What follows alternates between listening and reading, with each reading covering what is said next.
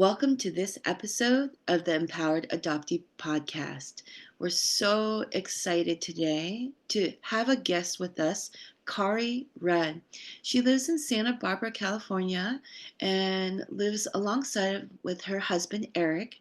And they are ministers and administrators of a transitional living center and church. She was adopted around 6 months old to a broken adoptive family with two older biological brothers and removed by the state as a teen. The adoptive family and her were never reunited, and she's been part of the CAD community now for about a year, and it's become a whole new world for her, as well as a whole new me for her as well. So, welcome, Kari. Welcome, Claire. Hi, Thank Kari. you. Thanks so much. Hi. We're It's good so to be glad here. to have you. Thank you so much for taking the time to be with us and share your story with our listeners on our platform. And you have a really interesting story.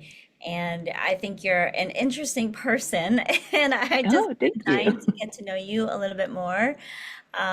So I would love to just open with, you shared a little bit about why you wanted to share your story with the community, but if you'd like to share with our listeners your reasons for sharing, that would be great. Yeah, I think that considering that there's 200,000 of us and there's a lot of collateral damage that comes with it and the ripple effect of who we love and who loves us, there's lots of people out there that are affected by this. Um, I I just know that my identity, I haven't had one really. Mm, Growing up, uh, being adopted at 6 months into a Norwegian American family, into a town, Thousand Oaks, California, where there were more sheep on the hill than there were people of color. I was literally the only one until high school. And then when I got to high school, I remember there was one Korean girl, and her name was June. And I remember that she hated me. She would bully me. And somehow, even then, I knew it was because we both hated being Asian in this white world. So at 17, I wrote a letter to my birth mom, somebody I had never thought about in my entire life. And I just asked her, what was she like? Did she wonder what I was like? But it was the first time that I engaged with the thought, what is my birth mother like? And then, of course, that ended up being an identity crisis and all the things that adoptees have to deal with, kind of being the black sheep of the family. But fast forward however many years, now I've been married for 30 years. We have our own child. She's 26. And she too realizes, and that's another reason I'm here, is she's like, Mom, we don't know anything about this. And she learned about the diaspora, and then she reached out to me and she's like, Mom, maybe this is why we're in America. Is this why we're here? And I just was like, all right, let's learn this together. So we're saving to take a trip back to Korea, to just explore our roots. But part of me sometimes feels like that imposter where it's mm, like, no, you were kicked to the curb. What are you doing back here? You know? And then there's this righteous feeling of indignation, like where you have righteous justice, where you're going, no, wait a minute. I was born in South Korea. You literally stripped me of everything that I was and picked up my avatar and put me somewhere else and then lied about it and continue to lie about it. mhm, Um, so I vacillate between the righteous anger of what's been done to us and the need to institute self-compassion mm, and healing for myself. So I've done the DNA test, I've done the birth search, but then in being part of the CAD community now for just over a year, I realized what a huge quagmire that is. when you step through the door, it's just like you open the door and there's this whole other maze of a mess. And it's just like, I told my husband, I'm like, I don't know. So I feel like I go into the deep end and then it's like, ooh, I got to swim back out to the shallow end and take a break, you know? But after the Truth and Reconciliation Commission and being validated that yes, in fact, we were trafficked. Yes, in fact, we have been lied to. It was like, I feel like now my tolerance level for being in the shallow end is much less. And it might just be a phase, but I'm like, you know what? I'm just going to get a little floaty and rest here in the deep end. And then I'm going to get back out and start treading because I don't have time. And I'm a minister. I'm struggling with my faith right now because I've been open to this incredibly beautiful world of CADs. And some of us are Christians, some of us are not. I like the idea of, well, I said this to my husband. I said, check it out. Explain to me why these CAD people are more open, inclusive, and accepting than anybody in the church. Why is that? You know, we can go to the sin and the falling of man and all of that, and that's great. But at the same time, I'm looking at it like going, wait a minute. This community of Korean adoptees with their inclusivity and they're making space for one another acts much more Christ-like than many of my Christian cohorts. And so that disturbs me, just as a faith-driven person. But I'm finding myself being open to different venues of communication. I have a friend that prays to her ancestors. And then, of course, you start to feel jealous, like, oh, you have something from your birth mom, you know? And I realized just how desperate, like, I come across. Like, we do just, I don't know, I'll just speak for myself as a CAD, but like, where it's like, oh gosh, to have the name of my father. You know, when we were doing the birth search and we were at Korean Social Services, the lady came out and she put the adoption records in front of us and my father's birth name. And meanwhile, I'm finding out in the moment that, oh, I wasn't an orphan. I did have a family. Oh, that's my father's name. And then she realized what she had done. And she said, oh, I'm sorry. And she went, she grabbed it and she removed it and she left the room. And she said, oh, that's not, you're not supposed to see that. So she went and redacted it and then brought it back. Oh my So God. we're just like, what? What's going on here? You know? So just the injustice of what's been done to us. I am not a person at 54 years old that like likes to claim victim. In fact, I have an aversion to it. But I had to come to terms with the fact that, yeah, I was victimized. Mm-hmm. As a Christian woman, I have, you know, I love it. I love all, well, I'm being facetious, but all of the Christian platitudes. Oh, you were adopted into the family of God, things like that. And you're like, really? That's, you know, I had a choice if I was going to be adopted. I had to make that choice and surrender my will to the Lord. As a Korean infant, I had no choice. Mm-hmm. You know, that was taken away from me in the same way that it continues to be taken away from us now as we search. And so, um, so yes, I'm angry. And and I don't know where my identity lies. I know that I look at my life as an adoptee. I realize that my mother, my adopted father was a real controlling guy. There was abuse. My mother was more competition than anything else. And so I've never really had a mother figure. And so my fantasy is that I would meet my birth mother, even if we couldn't understand each other, that we would just meet each other, that we would sit down to a meal of Korean food, and that she would serve me up a few bites. That's like the ultimate fantasy that I have. Some people fantasize about really big things. This is what I fantasize about. And I Oh, realized that that's not going to make it any better necessarily. And it's not, people ask me, oh, do you think if you meet somebody, or if you meet your first cousin, or there was a first cousin on the DNA test, it'll bring you closure.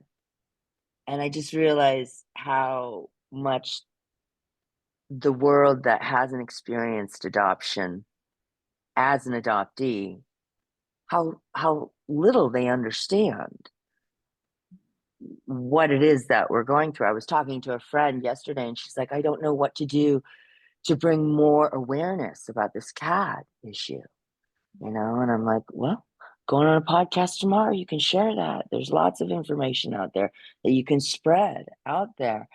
And just the idea of being open to intercountry. I've got friends that have adopted and they still celebrate Gotcha Day.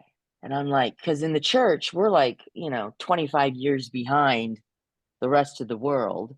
And so I'm like, no, don't do that. Because in fact, these are my godchildren that were adopted. They have lives before they were gotten by you.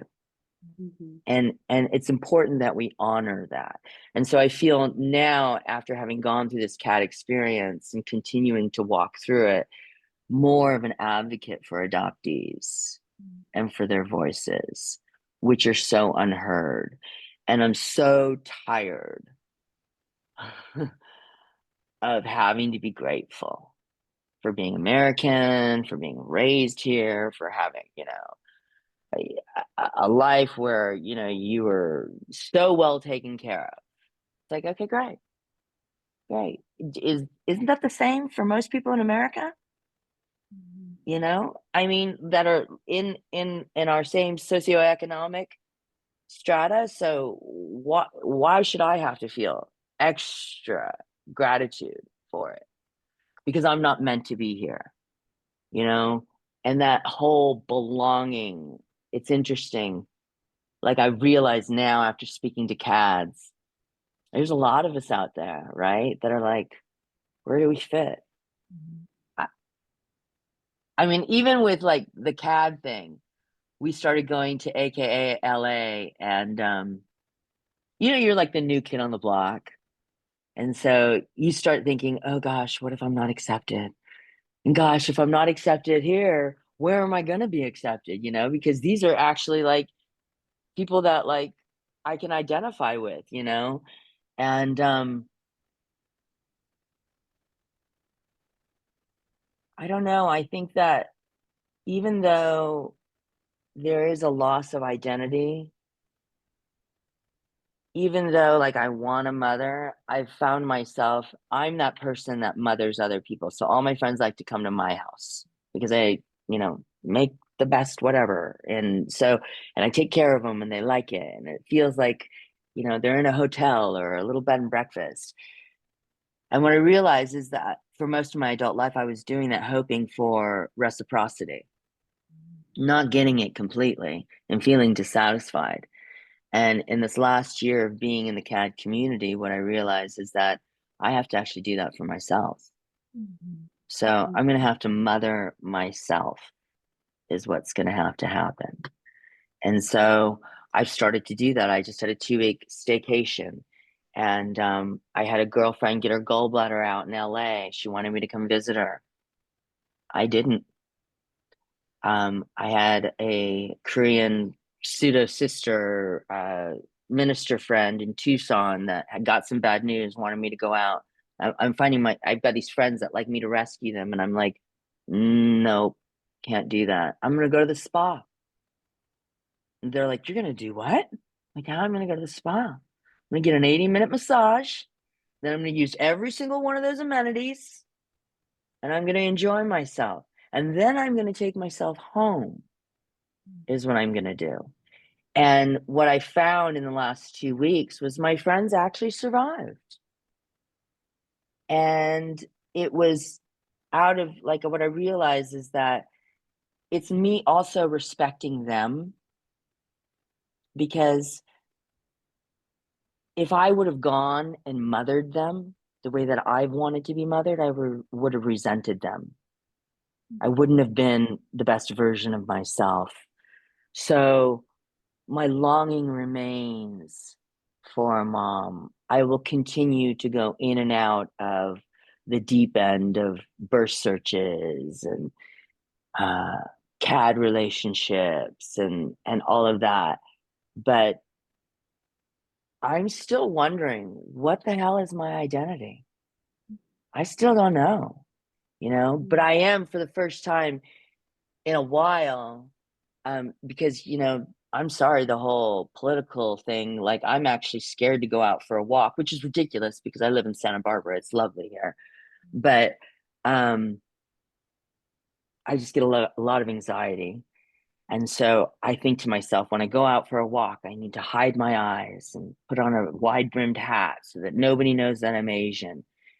And I hate that because it brings me back to childhood when I was looking in the mirror, wishing that I had a fold in my eyelid, And it's like, no, I want to be proud of this face, you know? I want to be proud of the fact that I am Korean American adoptee. And damn it, that's enough. Like that's actually enough. And there's no explanation needed,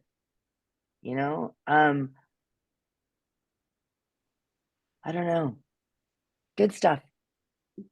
Darn straight, Kari. I love it. I Yeah. love it.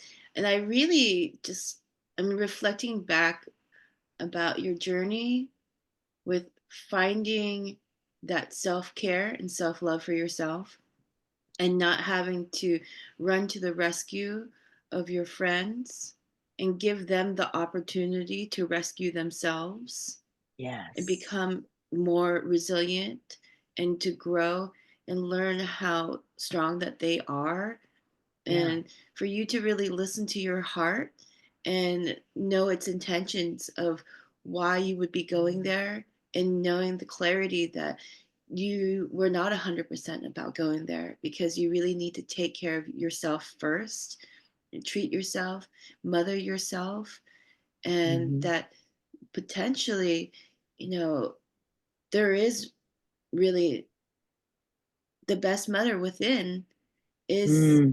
is the right one, Mm-hmm. because all of us, whether we're adopted or not adopted, we have mothers, but a lot of those mothers aren't even able to show up the way that we're wanting because they don't know the ins and outs of what we truly need.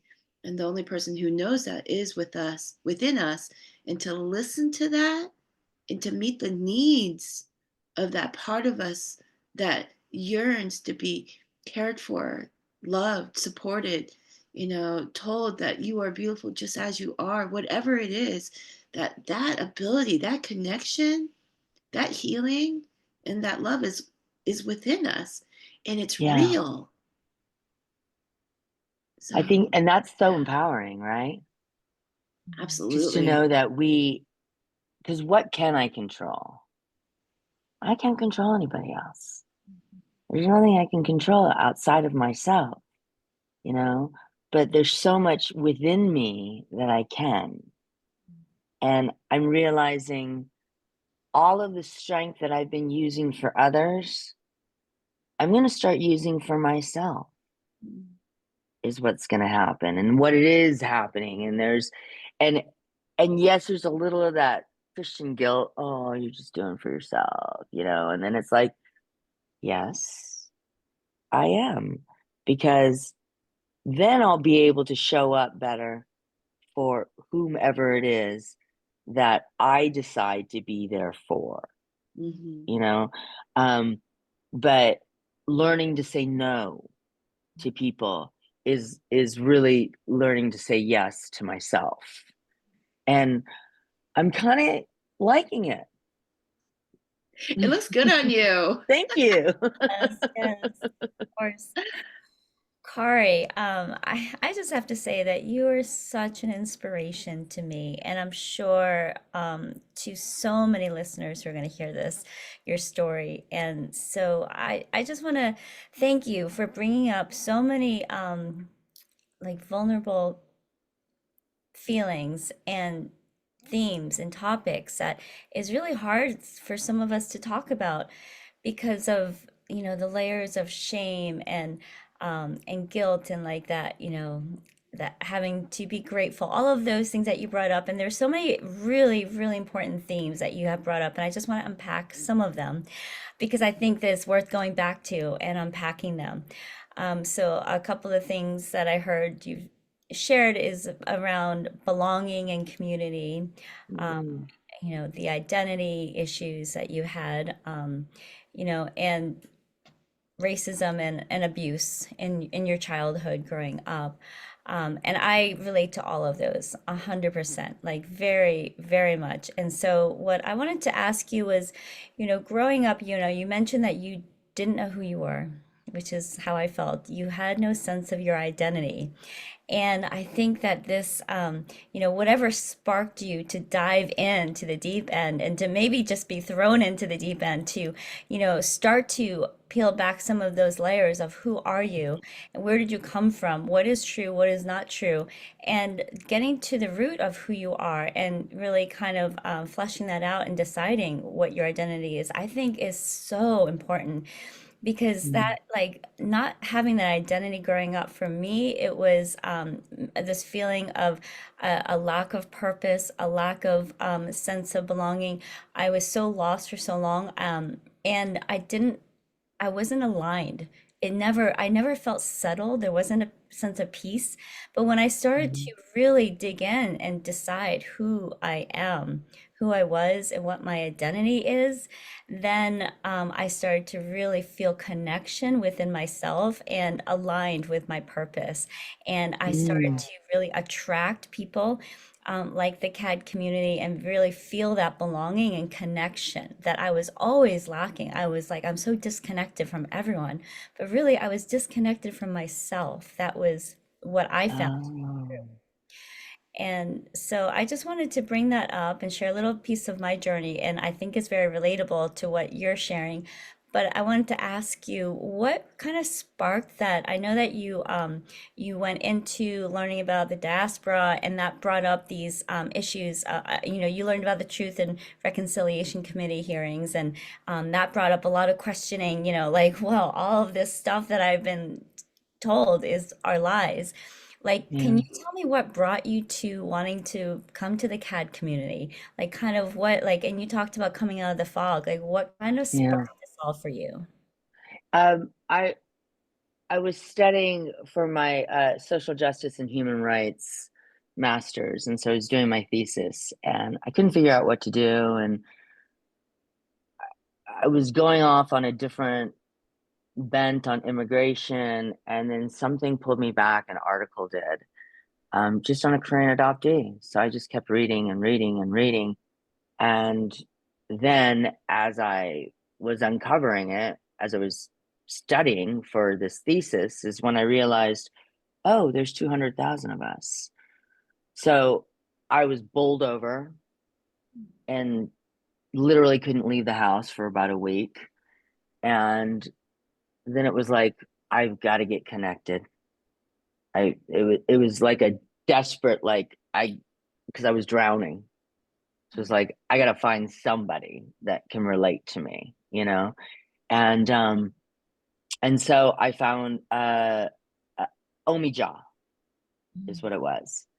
And, and it was perfect because it reminded me of, it was my introduction, that and AKLA, which was more social. But what I liked about Omija was they made space for wherever you were at. Everybody was in the spectrum and different places, and there's not to be any crosstalk and don't give advice and all of that. And so it really reminded me of like a 12-step program where it was like, okay, all right, I can get into this group, this feels good. And and it was there that people were like in the deep end. They're like, I don't know what the hell's going on here, but I'm just swimming. And I was like, oh, all right, they're talking about real stuff. Because for me, I float around in this world where everybody is like filled with, like I said, Christian platitudes, and they're skipping along the waves up here. And I tend to dive deep. And so what happens is, when you decide to be your authentic self, it either repulses people or draws them towards you. So my husband and I are very much outliers within our church. Just because we are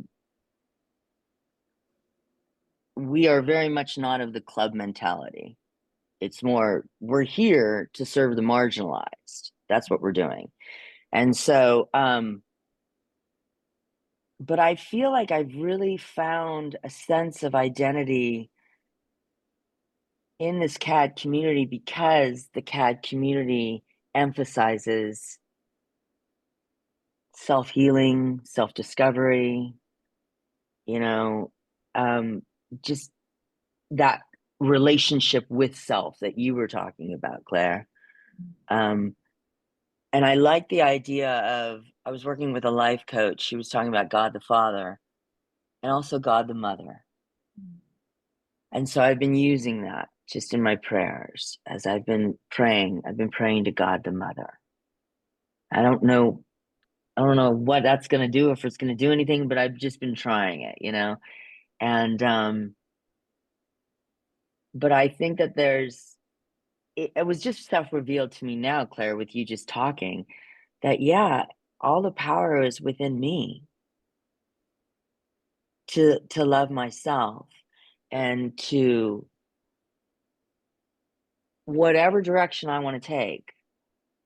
But to be open to those that are around me that are on their own journey as well. So I still don't know what exactly if somebody were to ask me what is my identity, I guess I would say Korean American adoptee. Because that's a huge part. And for the first time in my life, like being an adoptee, part of my makeup. Where before it was just something like, oh yeah, I was adopted. Yeah, but I'm American. I'm American. Now I'm like, yeah, I'm a Korean adoptee, American adoptee. Like that's good. And rather than me being who I am in spite of what's happening, in spite of what's happened, I want to be who I am because of what has happened, you Beautiful. know? And so, I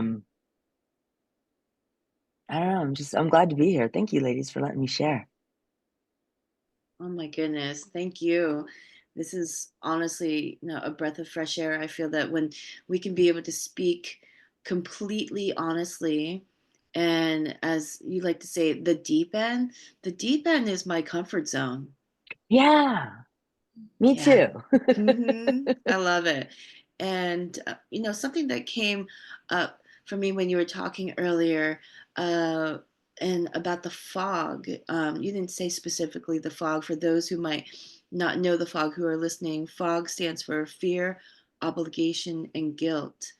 And I was thinking Mm, that relationship that we have with those feelings and emotions growing up as a Korean adoptee or as just an adoptee and feeling those feelings towards our family or even to the United States of like the fear of whatever being, sent back, obligation to be a certain way, to be always of service and taking care of others, obligation to fill this need or this story, for others. But then I was thinking about how we take those feelings of fear, obligation, and guilt into other areas of our life potentially, and maybe even around the community of like the church, even. mm, big time, big Yeah. time. Yeah. I mean, it's built right into it, like right into the doctrines, right? So you're like, oh, okay. Um, I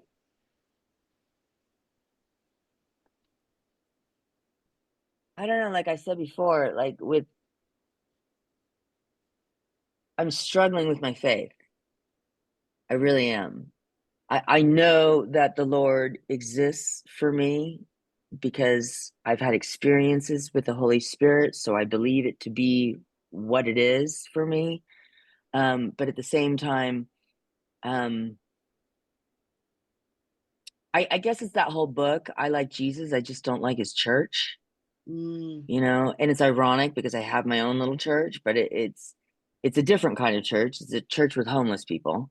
And mm, so it's an entirely different setup. The church that but my colleagues, my other pastors, friends throughout the division and territory, um, do thrive off of guilt and obligation and fear. And I just can't. I just can't. And so I find myself, and perhaps that's where now I'm realizing I'm bringing into my personal life where I'm able to say no, but it originally was in my professional life with the church where it was like some of the things just seem so asinine. I'm like, no, I'm not doing that. I'm so the boundary is no. And if you need to do whatever you need to do, you do that. But ethically, I'm not going to do that, you know? And so now that's translating into my personal life as well. But yeah, there's a lot of obligation and guilt and fear um, in the church. And I think that's the part of it that I just reject. I'm because that's what we grew up with, right? Was the fear that, I mean, how many times did I hear, I clothe you, I feed you, I shelter you, you know, and you're like, okay. You're not saying that to the bio kids, but okay, cool, thanks, I guess. Um, so so the construct of the church, you know, to always be obedient to be accepted, to fall in line to be accepted. I reject that. I'm like, and that's not God, but that's the church. And so my stance with the church is I'm an outlier then. Okay. You guys can go do whatever it is y'all need to do. I'll be over here hanging with my folks on the street because I can't stand whatever games it is y'all are playing. I just can't do it. And so you talk about like living in the deep end. You know, that's where I exist. I don't know how to make small talk. I don't know how to like that whole cocktail knowledge thing. I suck at it. My husband's so good at it and I suck at it. But if you're gonna have a confrontation or if we're gonna get like real, I'm your gal, you know? That's where I live. And it's oftentimes with the church that they're so preoccupied with their obligations, with their guilt, with the fear of being rejected and thrown out the doors, that they will do whatever it is that they need to do in order to belong. And mm. so, yeah, I look at that and I realize, yeah, it's part of the church. Hmm. Kari, that was just that just woke up so many things within me. You just sharing all those and kind of I could follow you like just this whole thought process, but like, that fear of always having to conform in order to have belonging and to really not be rejected or outcasted. That is a real fear of mine as an adoptee growing up with my adoptive family. And I can identify with that. And it drove me into people pleasing and Hmm. I identify as that, like that was one of my identities growing up. Now looking back, that was an identity where I was a people pleaser and I had to be the perfect child, do everything right. Right. Otherwise, I could be abandoned again by my adoptive family. And I even heard those words like from siblings saying, um, I wish we could send you back to where you came from. And like these things, Oh, they go in your subconscious and you hear them over and over again. And then like that feeling is like real fear. So I operated out yeah. of fear for so. And so I'm really resonating with what you're saying. And I want to ask you, have you thought about that as part of your identity and what drove you to always mother other people and to, Mm, just maybe earn your worth with them and to try to yeah, save them because then you'll be so needed and they wouldn't yeah, ever think about abandoning you. Was that ever a conscious thought of yours? absolutely. It was, I was in third grade. My dad was tucking me into bed, and I was second smartest in the class to Jenny Crumb. And I remember feeling so proud of myself. And my dad said, "But wouldn't it be great if you were number one?" And I thought, okay, all right. And that was just such a pivotal moment for me as a child. And it kind of summed it up. It was always, don't go for VP, go for president. You want to be number one. And so it was always like, yeah, you got to be perfect. You gotta look good. I mean, like, dad woke me up in the morning, mom took me out in the afternoon to make sure that I was skinny. So let's go out and exercise because I wasn't built much wider than the tall, lanky Norwegians that I grew up with. And so there was always the need to please. I remember being 78 pounds at 9 years old and running downstairs, weighing myself. Going out to the backyard, my mother was in her bikini in the backyard sunning, and I said, "I weigh 78 pounds. Is that okay?" And Mm, she said, "Just be careful." So it's always been about performance, doing, um, being the best, that kind of thing. But then when the state removed me from the house and it never happened again, it just what I realized having spoken to them years later, and they wanted nothing to do with me, because it was their reputation was put on the line when the state removed me.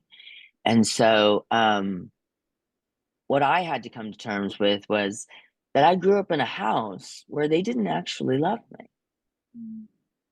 They cared for me, they took care of me, they fed me.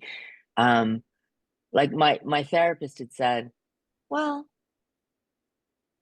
it was kind of like an orphanage, a really nice orphanage, but that's kind of how you were treated, you know? And so the Lord has blessed me with a really just an incredible husband of 30 years, but um, it's not everything, right? It's just not everything.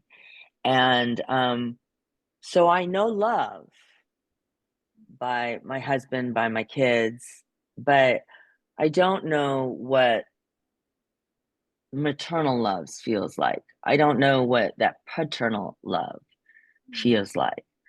Um, and I don't know that I ever will necessarily outside of myself.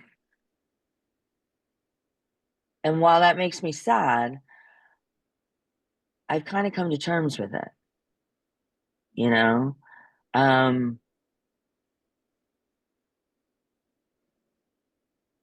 because I actually, this is going to sound so silly, but like, I really like myself.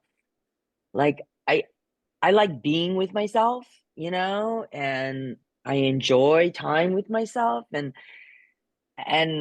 and for me, like the reason that I can call myself an outlier is because I literally say to myself, okay, wait a minute, are we cool, God? All right, we're cool. Am I cool with myself? Yeah. All right. So if I'm aligned with the Lord and I'm good with me, then it really doesn't matter what everybody else is like, it's okay. It's gonna fall where it's gonna fall. So um so I guess my identity is in God. My identity is in God and very much in being a Korean American adoptee and being part of the CAD community as well now. Um, I I just really appreciate like when I talk and you say, "Oh my gosh, that resonates." Yeah, I totally get it. Or you tell me your story and it's like, "Yes, that's totally it." Just the way the iron sharpening iron kind of thing, where you're illuminating for me parts of the story that I missed, you know, and that can only happen CAD to CAD, Mhm. you know. So I appreciate that. Oh, we appreciate you and Thanks. you being part of the CAD community because, like you said, you went back and said that you found elements of this community that is so accepting and so giving and so inclusive that you haven't seen that in other types of communities like in your church or Mm-mm. other places.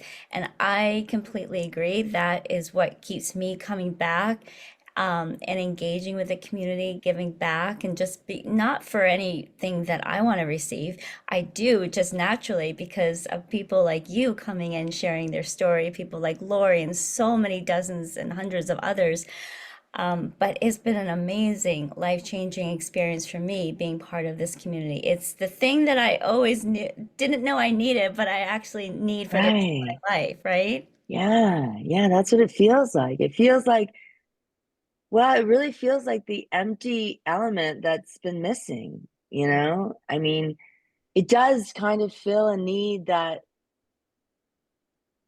really nothing else can. I guess it's because, like, I feel so seen by y'all, you know, and so understood. And how could we not understand one another, you know? But then I appreciate the diversity within us, you Yes. know, and our experiences, and just there's such a plethora of different experiences that people have. And so, and I love being like in Asian, I love that we're all Korean. Like that's fun, you know? And then that like we're all learning how to cook and the culture, and you know, because the cultural erasure is just like it's devastating, but now we're doing it together, you know? Hmm. And that's cool. It is so It's cool. bringing some real healing.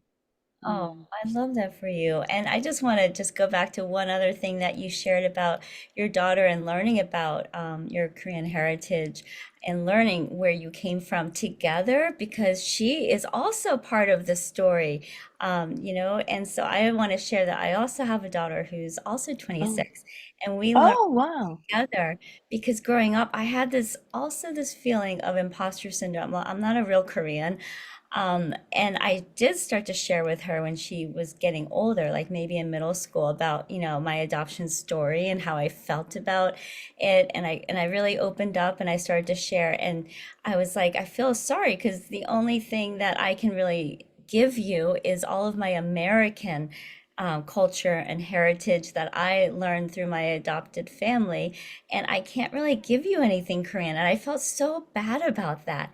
And so Yeah. she was very understanding, and she went and she was like, kind of like, well, we're going to learn together, mom. And so Oh, that's so she, cool. she and I would go out and learn. Like, we would go eat Korean barbecue together. We would hang out with her Korean friends, and they would teach us how to cook Korean Oh, food. fun.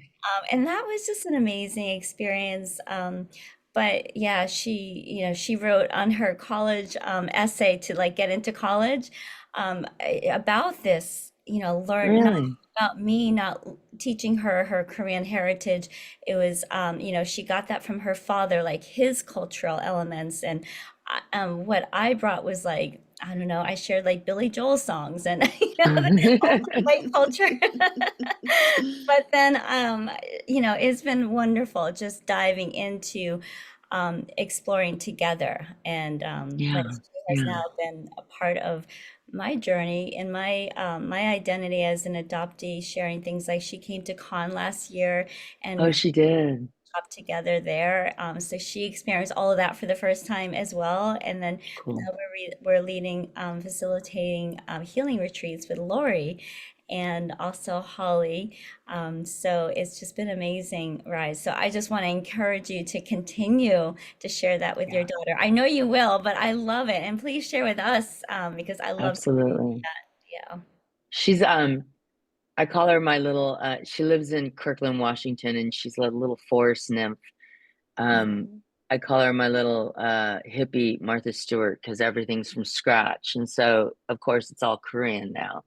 And so she's like, Mom, I got to teach you how to make this. And she makes it like she goes hardcore. So I'm like, all right, if we're gonna do it, then I gotta come stay for a few days because it's gonna be a big deal, you know? So, but it's just fun. So we're kind of in the midst of discovering things together, just on the cusp right now. It's kind of fun. But I realized that I did a disservice to her in not sharing my adoption story with her because she got to be 23 and she was like, I don't know anything about you, Mom. I'm like, oh, okay. Like, it didn't even occur to me, you know? So now we're discovering things together. It's good. It's good. Love that for you. Have you found, Kari, that has taken and also Claire, it has taken a certain amount of awareness to kind of think about what your needs are and what you want, what you like, what your history is? Has it taken almost a reprogramming of your mind and your thoughts to really think about yourself, and just because of the lack of people throughout maybe your childhood and life who have asked you like, what do you want, what do you need, how do you feel? Because for me, I know that growing up in the family dynamic that I did with my adoptive family, there was always other things going on. There was other emergencies going on with my mom and her health, or just different things where, you know, people didn't really check in with me and like, oh, how are you doing? How are you feeling? What do you need? And as an adult, I've had to really ask those questions to myself, have those moments where I check in and see like, what are my needs? What makes me happy? And what do I, you know, what care do I need? And I've had to really instill those questions and that kind of like scope of awareness because of lack of that growing up. Have you found that at all? Yeah. Um, it really wasn't until I want to say my 40s that I started to realize I had a nervous breakdown for about 18 months. It was about 10 years ago. I was a workaholic, and it's just what I did. So of course I was at my desk. Where else would I be? And I just started crying, and I didn't stop for like months. And then I didn't get out of bed for 18 months, except for the have tos. So for the first time, my husband had to like do everything, you know? And that's when I realized I can't do it all. Like, I've got to take care of myself. It was the night that my daughter she had a band concert. We were going to Santa Monica High, and we parked in a parking structure across the street from the high school. And I remember just the anxiety of having to get out of the car, walk across the street, sit in the auditorium. My husband the whole time was like, it's okay, it's okay. But it was the realization that, oh my gosh, I think I just broke. Like I really broke here. And so after that, of a year and a half of, Lord, let me get back to where I was, let me get back to where I was. And the Spirit revealing to me, I don't want you that same way. So now I'm not as driven with work. I'm more driven with my self-care because I don't want to break again. And because I realize when I just put out and run on empty, it's, and now it's like a bad back, right? It's like once it goes out, then you're like, okay, you're just cognizant of getting close to it ever again. Mm-hmm. So, um, that was my paradigm shift of you can't afford to just do for everyone else and everything else. And it doesn't matter because after decades of living, you do that and people still leave anyways. So it's like, okay, I can't leave myself, so I got to be okay with myself. And it was really about, I remember one time in my 30s, I took a little leave of absence. And every other day I would go to a museum or a garden or something, and I just did it by myself. And I had just a grand time. But I remember that being the first time in my life that I was like, I like myself.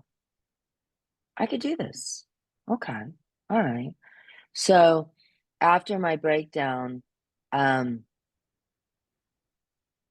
I just know that I'm never going back to that again because I mean, I may, but I mean, I'm not gonna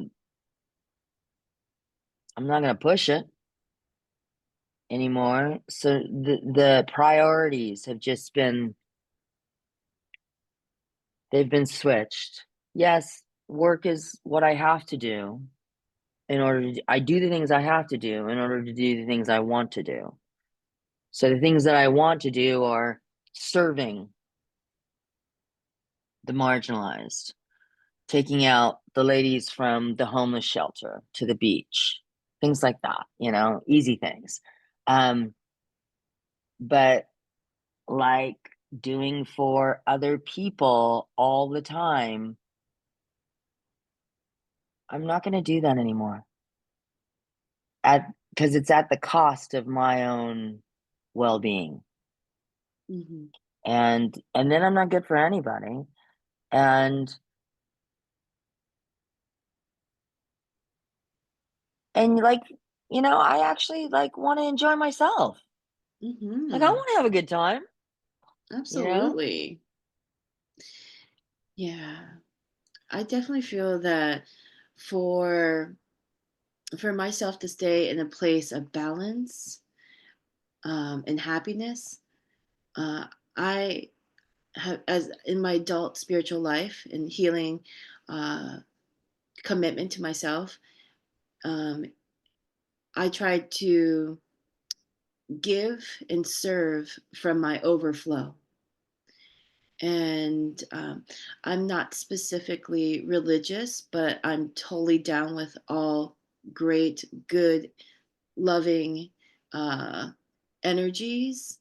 But I'm very spiritual, and I have a very close relationship with spirit. And I do the work to listen to what it means to be able to, fill my own, well, and to tap into source energy to be able to fill myself up in multitudes of ways, whether if that looks like receiving a massage or going on a 2-hour hike in beautiful woods or going to the beach or, and then when I go to do my deeper service, and I think of my deeper service as what spirit would have me do, because I believe that we are all the hands and the heart and the thoughts of God, Mm-hmm. and that we are God manifested. We are His and her hands to help serve and support the community and the world. And to bring healing to ourselves is to then bring healing to everyone else, because it is from that energy of when we show up filled up and able to be of that deep service where we have allowed ourselves to be filled up, then it's like not hard to be of service. It's actually joyous because you get to serve from the overflow of love, overflow of healing, overflow of deep care, overflow of the mother that witnesses and holds me within my being every day Mm. and checks in with me and says, "Hey, sweetie, what do you need right now?" And when I show up with that, it's like, oh, it's so easy. That's so So, beautiful. Wow, yeah. that was beautiful. Mhm. I love the overflowing, and I love the idea of you checking in on yourself. You know, that mother. Hey, are you doing okay? Yeah. To give from our abundance, right? And the only way that we can is if we're making sure that we're filled. And you're right. And there's so many similarities in what you were saying to like the Christian get down, but of being overflowing, um, and of relying on energy that's bigger than yourself. Mm. Yeah.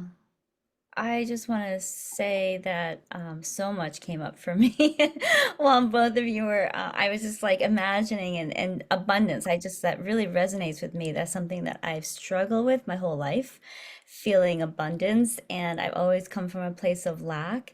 And I also want to, if it's okay, I want to share a little bit of my story with my religious upbringing, with my adoptive family. I was forced into going to the Catholic Church, and I hated every part of it, and I just was forced to go. It was like the worst thing ever, and I didn't align with it. I didn't believe it. I thought they were all just evil, like all the people at the church were evil, and I just didn't understand what the church had to do with, like you said, Kari, just like being a good person and having all of this compassion for humanity, and so and then I also like coming from a background of abuse and then learning about the Catholic priests and abusing the young boys, I was like triggered by that so much. And then I had this like, they're evil. And I totally rejected all of it. And I never practiced any kind of religion since then. And then you're talking about like the abundance and feeling something greater than yourself. I had this one experience. I had a very similar experience to you, Kari. I had a breakdown, like I'd say it's about 8 years ago now. And no, it was maybe 6 years ago, but it was when my daughter went off to college and I was like completely felt alone and abandoned, not because she went to college, but it was my own journey with, with my relationships and everything like that, my fear of abandonment. So I went and I realized after I had to quit my business because I was also a workaholic and I had to quit my business to take care of me because I was completely falling apart everywhere. And so I went to St. John, the only place I knew where I could go and be healed. And I was walking on this beach, my favorite beach in Cinnamon Bay. And this was after Hurricane Irma, I think it was. And everything was just destroyed. And there were no other tourists there. It was just me on this entire beach by myself. And I just remember walking along. It was like I was in a meditative trance, and I could feel the just the energy pouring into me from the universe and from nature. And for the first time in my life, I felt abundant. I felt connected to something greater than myself. And I call it like a spiritual awakening.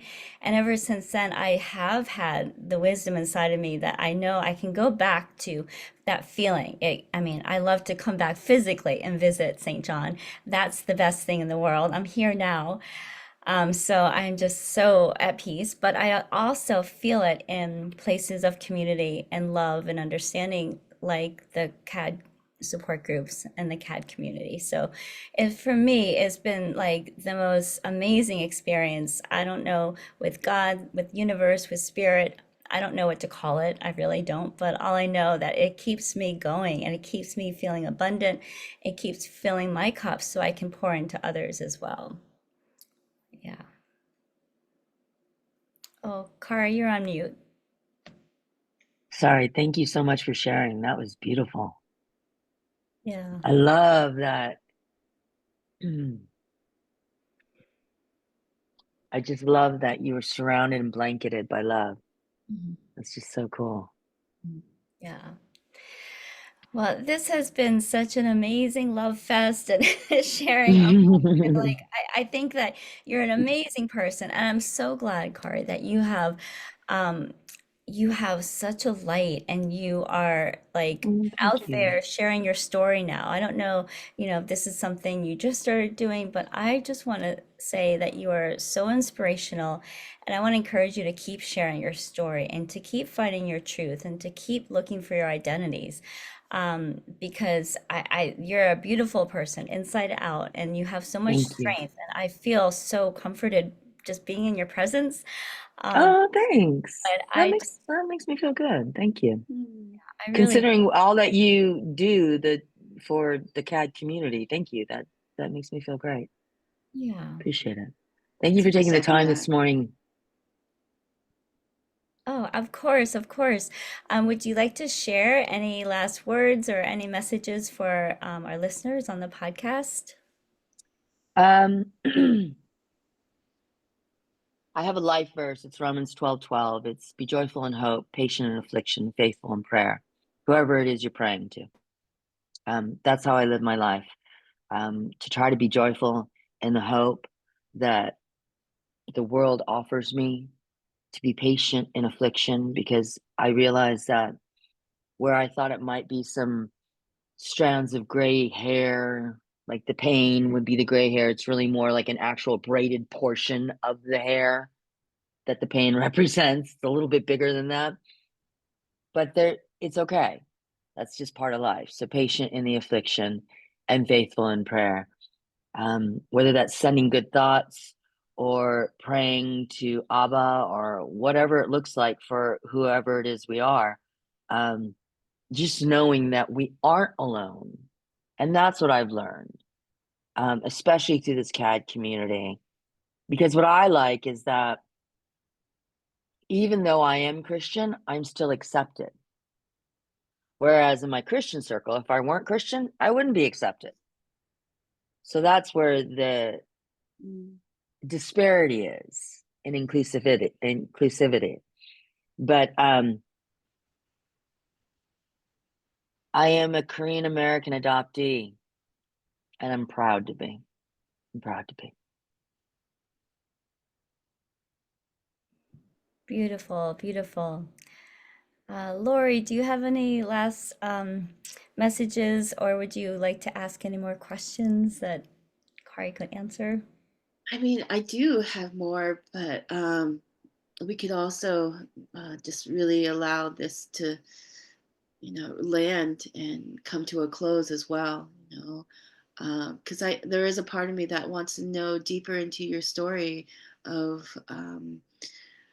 your experience of why you were taken out of your family, by the state of California, and just other, experiences that you've had in general. But I think this is a good place to close and to really, you know, have that feeling of that faith and that trust, whatever and wherever, or whomever that you put your faith into, that faith is something that is so important and valuable. And it's something that has kept me afloat through the toughest of times and has, really rise me up at the greatest of times to be able to Mm, receive, like, the joy and health and love and laughter, and the low times have been what's kept me afloat from absolute drowning.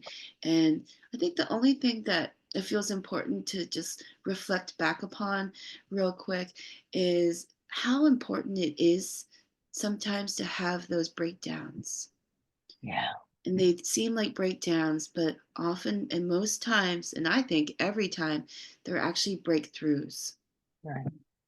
And we try to continue to live a certain way, and then our bodies and spirit tells us that no, this isn't the way, that there's actually a better way.